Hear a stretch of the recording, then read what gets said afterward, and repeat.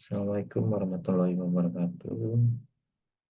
Hari ini saya dan rekan saya, Muhammad Ridwan, dengan NIM 2355 143 dan Deta Oktariani 2355 1431.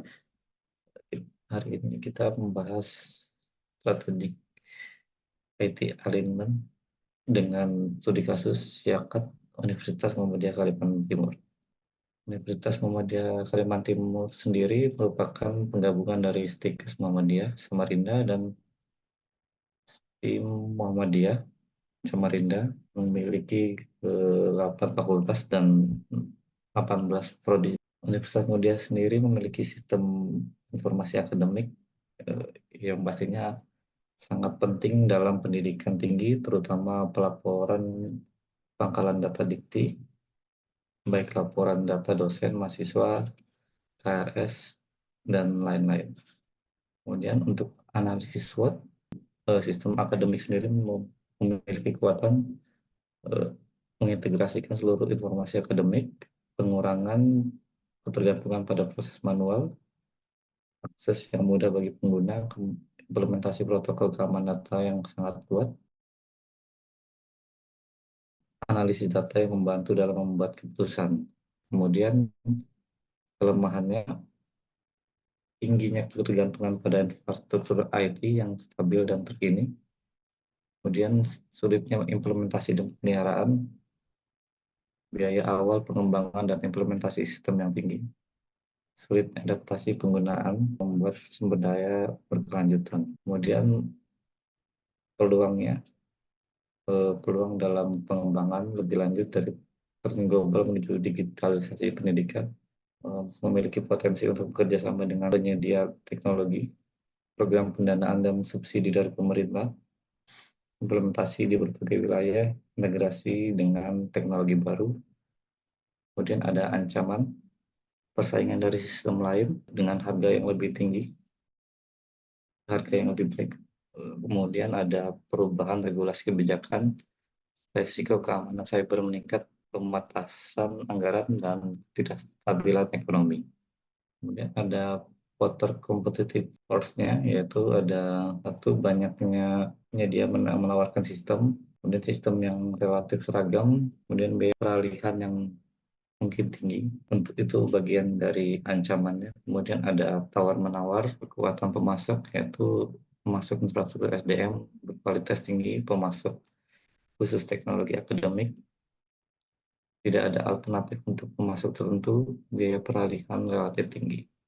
Kemudian ada ancaman dari produk masuk untuk produk yang lebih inovatif, efisien, metode alternatif dengan biaya lebih rendah, perubahan kebutuhan pelanggan. Kemudian ada ancaman dari entry baru, itu biaya tinggi, penyedia telah memiliki nama yang baik, regulasi yang ketat, penyedia memiliki keuntungan pada infrastruktur SDM. Kemudian ada tawar-menawar kekuatan pembeli, yaitu banyaknya pilihan penyedia, kemudian sistem yang relatif standar, biaya peralihan relatif tinggi, pembeli memiliki akses ke opsi alternatif. Kemudian ada matrix SWOT-nya, ini ada core internal dan eksternal dari SWOT, itu strength opportunities, yaitu mengintegrasikan informasi dan memperluas fitur sistem sesuai tren global digitalisasi pendidikan. Ini berkaitan dengan strength nomor 1 dan opportunity di nomor 1. Kemudian membangun kemitraan dengan penyedia teknologi dan institusi lain untuk membangun fitur AI dan machine learning, memanfaatkan alat analisis data dalam meningkatkan kualitas pendidikan, memanfaatkan aksesibilitas multi perangkat untuk memperluas pengguna sistem, mengurangi ketergantungan pada proses manual untuk meningkatkan efisiensi operasional. Kemudian ada weakness opportunities, yaitu membentuk kemitraan dengan penyedia layanan cloud untuk mengurangi biaya infrastruktur, memanfaatkan AI untuk menyederhanakan dan otomatis tugas-tugas rumit, mempercepat proses, dan mengurangi kesalahan operasional, memberikan pelatihan intensif dan dukungan mengembangkan tutorial interaktif dan menyederhanakan antarmuka pengguna untuk memfasilitasi adaptasi. Kemudian ada mengembangkan model efisiensi dan berlangganan yang dapat dibagikan ke institusi lain, mengurangi biaya operasional. Strength dan traits itu peningkatan analitik prediktif atau layanan yang lebih terintegrasi, memperbarui sistem sesuai tren regulasi dan menjadi kemitraan dengan pemangku kepentingan, meningkatkan keamanan sistem dengan teknologi terbaru, latihan keamanan dan untuk mengurangi risiko pelanggaran data, alat analisis data untuk optimalisasi alokasi anggaran dan eksplorasi alternatif pembiayaan. Kemudian ada fleksibilitas investasi jangka pendek dengan memprediksi tren pasar menggunakan analisis data dan menjaga komunikasi terbuka untuk kepentingan menyesuaikan strategi dengan perubahan ekonomi. Kemudian ada weakness and threats, tergantungan pada infrastruktur IT yang rentan dari serangan cyber, kemudian perubahan regulasi dan kebijakan pendidikan mempengaruhi operasional sistem. Biaya yang tinggi bisa menjadi hambatan saat menghadapi pembatasan anggaran investasi masa depan. Kemudian kesulitan adaptasi pengguna bisa menyebabkan kehilangan pelanggan. Dan ada alternatif strateginya, yaitu integrasi antar modul sistem, meningkatkan integrasi antar modul dalam sistem untuk meningkatkan fungsional dan efisiensi. Kemudian ada mengembangkan program pelatihan dan sertifikasi, yaitu mengembangkan program pelatihan dan sertifikasi untuk staf IT guna meningkatkan keahlian dan pengetahuan.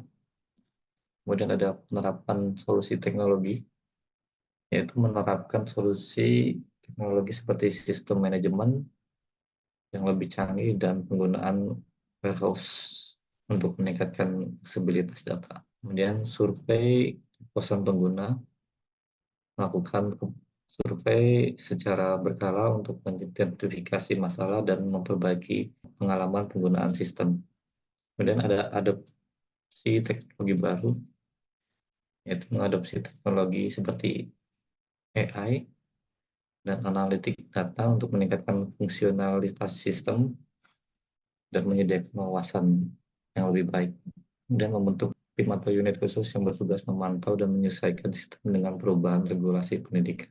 Di sini ada value chains analisis, itu ada information teknologi, pengembangan dan pemeliharaan sistem informasi, akademik, inovasi teknologi, penelitian dan pengembangan solusi IT yang baru, manajemen dan keamanan IT. Kemudian ada human resource management, rekrutmen dan pelatihan staf IT, penilaian kerja staf IT, pengembangan dan keterampilan pengetahuan IT, manajemen koordinasi dengan vendor. Kemudian ada teknologi infrastruktur, manajemen server, penyediaan data, jaringan komunikasi, keamanan, layanan teknis, dan dukungan user, pemantauan dan pemeliharaan hardware dan software. Ada financial management, perencanaan dan penganggaran keuangan, manajemen biaya serta laporan keuangan. Kemudian ada primary activities-nya, yaitu inbound, pendaftaran mahasiswa baru, penerimaan, dokumen akademik, pengisian data mahasiswa ke sistem informasi akademik, kemudian ada operation, yaitu manajemen kurikulum, pengelolaan data mahasiswa, penjadwalan kuliah, ujian, dan pengelolaan nilai. Pun pengiriman transkrip nilai dan pengumuman jadwal dan informasi akademik, pelayanan dan pelayanan akademik. Kemudian ada market and sales, yaitu pemasaran sistem informasi akademik, pembuatan materi promosi seperti brosur, website, dan baliho. Kemudian ada service, yaitu pemberian bantuan teknis kepada mahasiswa, dosen, dan staf, dan adanya manual book atau tutorial bagi pengguna baru. Ini adalah matrik eksternalnya dengan jumlah nilai skornya 5,25. Selanjutnya ada matrik internalnya, yaitu dengan skor 4,87, dan strategic grade-nya kita berada di kuadran 1.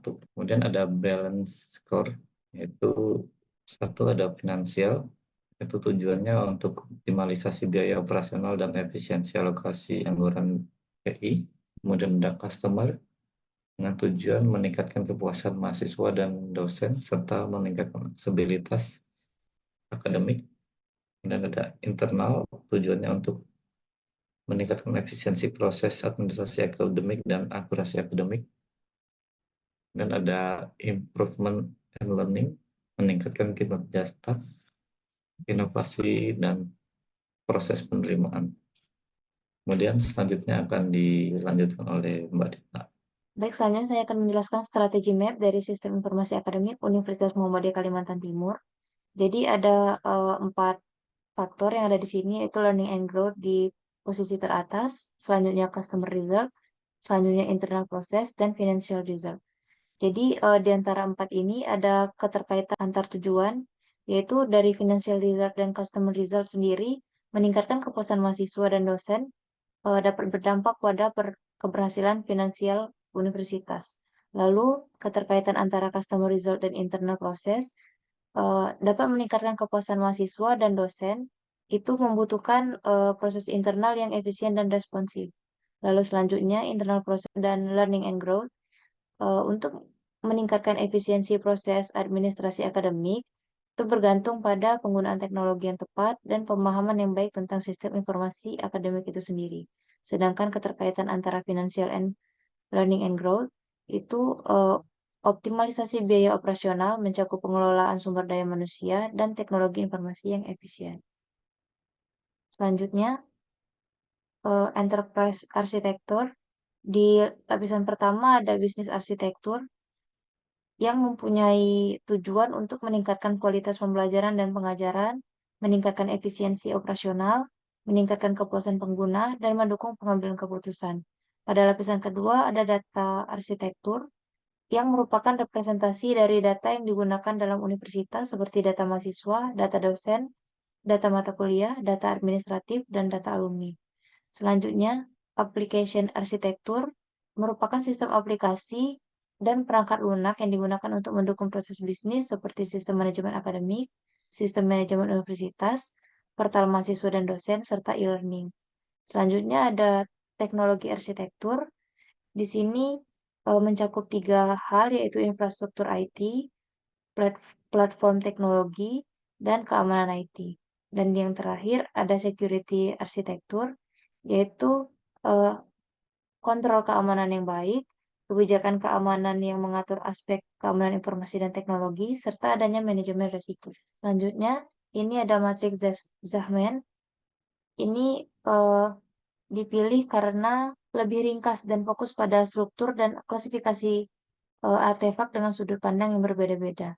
Jadi di sini dapat dilihat pada tabel, ada keterkaitan antara pertanyaan what, how, where, who, when, why, dengan komponen-komponen seperti konseptual, scope, bisnis model, sistem model, teknologi model, detail representation, dan functioning enterprise. Dapat terlihat pada tabel yang ada di sini. Selanjutnya, ini ada analisa keadaan tata kelola teknologi informasi, terbagi menjadi 3, yaitu struktur organisasi IT. Pada Universitas Muhammadiyah Kalimantan Timur ini, terdapat departemen atau unit khusus teknologi informasi yang bertanggung jawab untuk pengelolaan IT. Dan pembagian peran dan tanggung jawab tersebut tentunya jelas antara pengambil keputusan dan operasional IT. Selanjutnya ada kebijakan dan prosedur yang bisa berupa SOP untuk pengelolaan infrastruktur, dukungan teknis, dan pengembangan aplikasi. Selanjutnya ada pengukuran dan evaluasi kinerja. Pengukuran evaluasi kinerja ini menggunakan metrik dan indikator kinerja atau KPI untuk mengukur efektivitas dan efisiensi layanan IT. Di sini ada struktur organisasi IT yang tadi dijelaskan. Yang pertama ada kepala unit IT, di bawahnya langsung ada kepala urusan sistem informasi, kepala urusan jaringan, dan juga ada admin. Kepala urusan sistem informasi ini membawahi 2 staf programmer, dan kepala urusan jaringan ini membawahi 2 staf IT jaringan. Selanjutnya ada COBIT. Jadi ada 5 domain yang digunakan. Yang pertama EDM dengan EDM 01, Ensure Governance Framework Setting and Maintenance, yang digunakan untuk meninjau apakah universitas memiliki struktur tata kelola yang jelas dan terdokumentasi untuk siakat yang digunakan tadi. Lalu yang kedua ada EDM 02, yaitu Ensure Benefits Delivery, yang digunakan untuk mengidentifikasi apakah sistem informasi akademik memberikan manfaat yang diharapkan, seperti peningkatan efisiensi dan efektivitas. Domain kedua yaitu eh, APO, APO 01 Manage Frameworks, yang digunakan untuk melihat apakah universitas memiliki kerangka kerja yang mengatur perencanaan dan pengorganisasian sistem informasi akademik. Selanjutnya ada APO 02, yaitu Manage Strategi, yang digunakan untuk mengevaluasi apakah universitas memiliki strategi yang jelas untuk pengembangan dan penerapan sistem informasi akademik. Domain ketiga yaitu BAI, BAI 01, yaitu Manage Programs and Project, untuk memeriksa apakah universitas memiliki proses yang terstruktur untuk mengelola proyek pengembangan sistem informasi akademik. Dan BAI 02, yaitu Manage Requirements Definition, untuk memastikan bahwa kebutuhan pengguna sistem informasi akademik terdokumentasi dan dipahami dengan baik. Domain keempat yaitu Enable, Implement, and Support, yaitu AIS 01 Manage Proses, yaitu untuk mengevaluasi apakah proses operasional sistem informasi akademik dijalankan dengan efisien dan sesuai standar. 02 Manage Service Request and Incidents, untuk menilai respon dan penyelesaian masalah terhadap permintaan layanan dan insiden terkait sistem informasi akademik. Selanjutnya ada IDS, Ensure, Deliver, and Support. Yang 01 Manage Security Service, digunakan untuk menilai langkah-langkah keamanan. IDS 02 Manage Service Continuity and Resilience, untuk memastikan keberlanjutan layanan sistem informasi akademik dan kemampuan pemulihan dalam situasi darurat. Ternyata ada 6 domain yang digunakan. Yang terakhir ada penambahan yaitu DSS, Deliver, Service, and Support.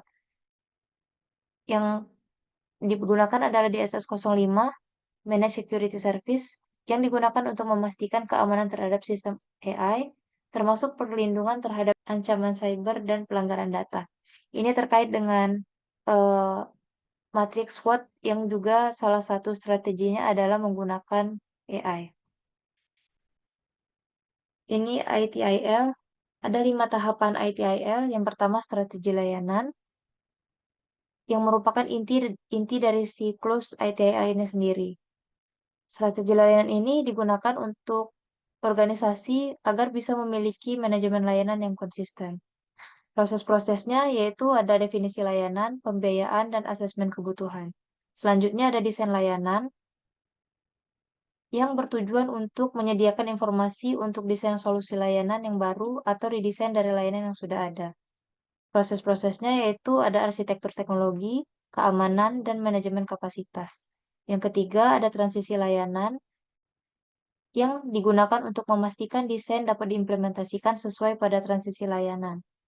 Prosesnya yaitu ada manajemen perubahan, pengujian dan validasi, serta pelatihan pengguna.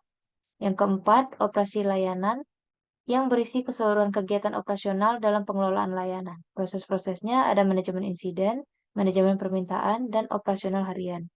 Yang terakhir, ada peningkatan kualitas layanan berkelanjutan, di mana proses-prosesnya adalah pengumpulan feedback, analisis dan pelaporan, serta inisiatif peningkatan. Pendekatan peningkatan kinerja menggunakan CMMI, yang merupakan capability level yang memiliki tingkat kemampuan dan berlaku untuk memberikan capaian kinerja pada institusi dan memberikan peningkatan proses praktik individual. Ada 5 level. Yang pertama initial, yang kedua manage, yang ketiga define, yang keempat quantitative manage, dan yang terakhir ada optimizing. Di sini ada perhitungan dari CMMI tadi dengan maturity EDM nilai 2, APO ada nilai 2,5, BAI ada 2, AIS ada 3, IDS ada 2,5, DSS ada 3, dan dengan nilai akhir atau rata-rata dari ke-6 domain ini adalah 3, yaitu berarti ini ada di level ketiga, yaitu define. Level ketiga ini berarti instansi atau Universitas Muhammadiyah Kalimantan Timur sudah melaksanakan semua proses yang sudah ditetapkan dan semua tim mengerti bagaimana proses itu berjalan. Selanjutnya ada penyebaran SDM. Penyebaran SDM ini ada 5 strategi atau 5 upaya. Yang pertama pemetaan kompetensi, yang kedua pelatihan dan pengembangan, yang ketiga rotasi pekerjaan, yang keempat outsourcing, dan yang kelima pengelolaan proyek IT. Penyebaran SDM ini tadi juga dapat didefinisikan seperti pada tabel, yaitu ada kategori manajemen infrastruktur, pengembangan aplikasi, manajemen basis data, dukungan teknis dan helpdesk, keamanan informasi, dan inovasi dan R&D. IT capabilities dari masing-masing kategori dapat terlihat pada tabel dan di sini yang menggunakan IT outsourcing ada di bagian audit keamanan serta di bagian inovasi, kolaborasi dengan institusi riset dan perusahaan teknologi. Selebihnya itu murni dari tim IT Universitas Muhammadiyah Kalimantan Timur semua. Selanjutnya ada kelemahan dan saran dari sistem informasi akademik. Di sini kami jabarkan dalam bentuk tabel, ada 10 kelemahan dan kami juga memberikan 10 saran. Yang paling penting itu kelemahan di bidang yang kami highlight yaitu strategi TI kurang dalam hal pelaksanaan dan monitoring. Jadi kami menyarankan untuk membuat rencana pelaksanaan yang jelas dengan KPI. Lalu pelacakan dan dokumentasi insiden yang perlu ditingkatkan karena eh, jika tidak adanya dokumentasi dari insiden yang terjadi di sistem informasi akademik ini, maka pasti penanganannya akan lambat. Jadi, kami menyarankan untuk menggunakan sistem manajemen insiden yang lebih baik. Lalu, kami menyarankan untuk membuat pelatihan keamanan secara berkala dan pelatihan berkelanjutan untuk pengembangan sistem. Ini terkait dengan kelemahan yang kurangnya kesadaran pengguna terhadap keamanan dan juga tidak ada program pelatihan yang berkelanjutan. Selebihnya dapat terlihat pada tabel. Baik, sekian dari saya kembalikan ke Pak Ridwan. Baik, terima kasih eh, Mbak Deta. Itu adalah demikian dari presentasi kami tentang strategi IT manajemen untuk Siakat Universitas Muhammadiyah Kalimantan Timur. Mungkin itu saja dari kami. Selebihnya mohon maaf. Saya akhiri. Wassalamualaikum warahmatullahi wabarakatuh.